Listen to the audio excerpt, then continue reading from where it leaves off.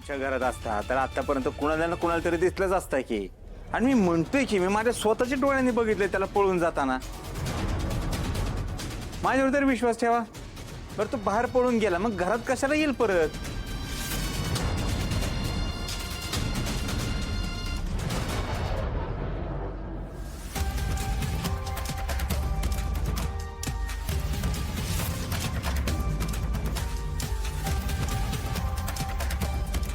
गोपाळ नावाचा टेलर कुठल्याही आयडिया करायचं बाहेरच्या माणसाचं मी ऐकत नसतो.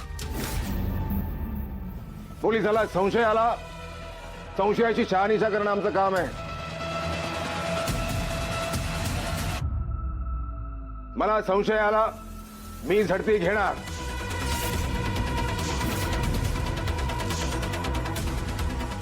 झडतीला सुरुवात करा. चला घराचा कोपरा पिंजून काढा. सुधाकर. हो जामकर साहेब,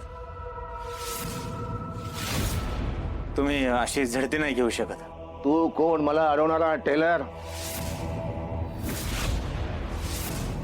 नाही मी कोण नाही, पण तुमच्यामुळेच मी कायद्याची 2-4 पुस्तकं वाचल्यात. कायदा असं सांगतो की अधिकृत सर्च वॉरंट असल्याशिवाय तुम्ही कुणाच्याही घराची झडती नाही घेऊ शकत.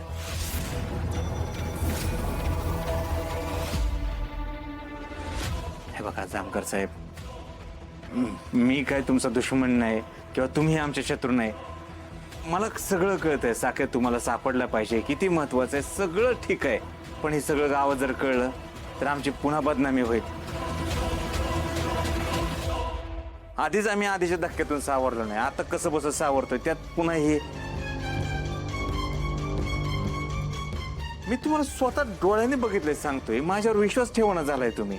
बरं तरी सुद्धा तुम्हाला आमच्या घराची झडती घ्यायची, बिंदास घ्या, पण सर्च वॉरंट आणून.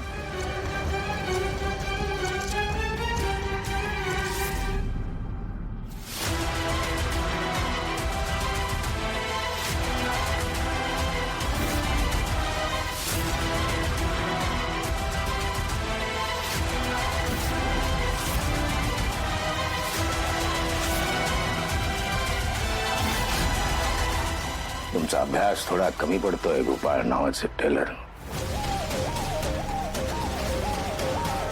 तुमचा अभ्यास का कमी पडतोय माहितीये? फक्त तुम्ही 3च पुस्तकं वाचली. कायदा या 3 पुस्तकाच्या पलीकडे सुद्धा आहे.